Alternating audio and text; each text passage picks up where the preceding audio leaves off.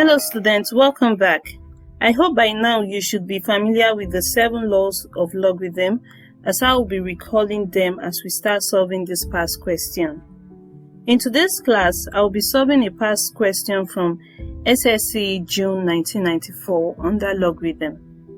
And it says that we should evaluate the logarithm of root 35 base 10 plus the logarithm of root 2 base 10 and minus the logarithm of root 7 base 10. Okay, let's get started.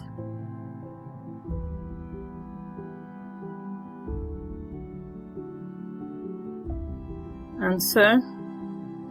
I'm going to write the question down again.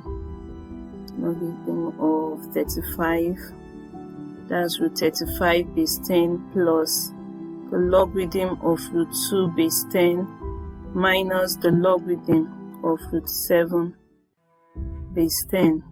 And this can be simplified as the logarithm of 10 to a single root of 35 multiplied by 2, all in brackets, divided by root 7. How did I get this?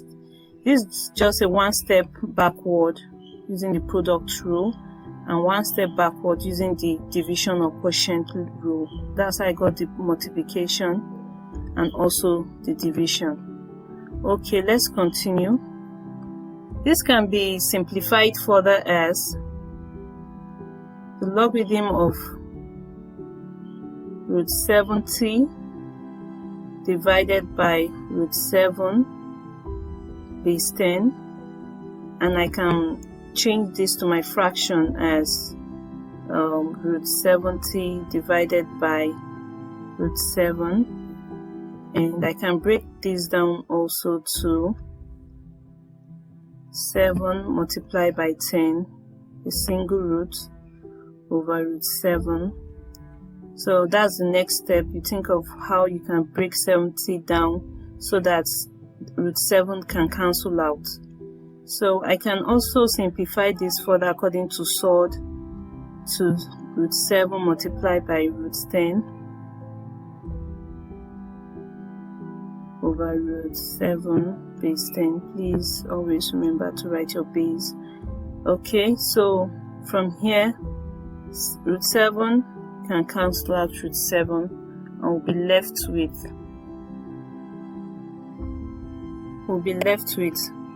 the logarithm of root 10 base 10. Okay, according to logarithm, we know that root x is equal to what? X raised to the power of half. So therefore, root 10 can be expressed as 10 raised to the power of half. So I will just do that immediately. I'll replace my root 10 for 10 raised to the power of half.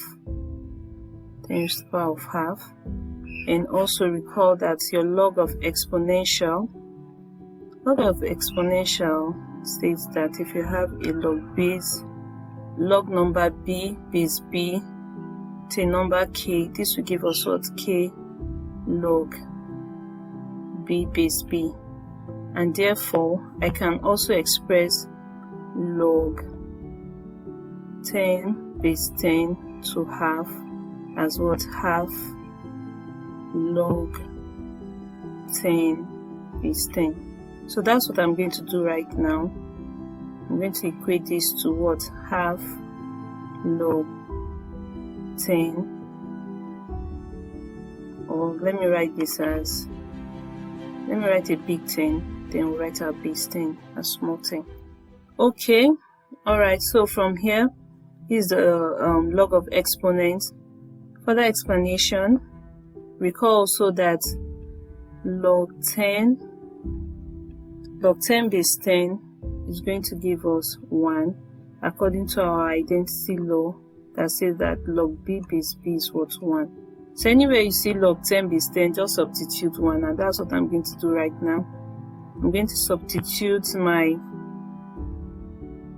logarithm function of 10 base 10 as 1, and this will give me half multiplied by 1, and finally my answer is going to give me half. So you can see how we use laws of indices and also laws of logarithm to simplify this question from 1994. Okay, so it's as simple as that. It's not a big deal.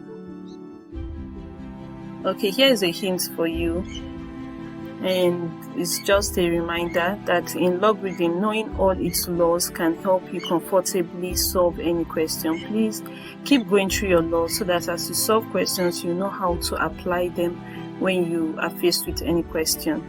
So in today's class, I solved a question. I solved just one question for you, and I just gave you a hint. So thanks for watching this.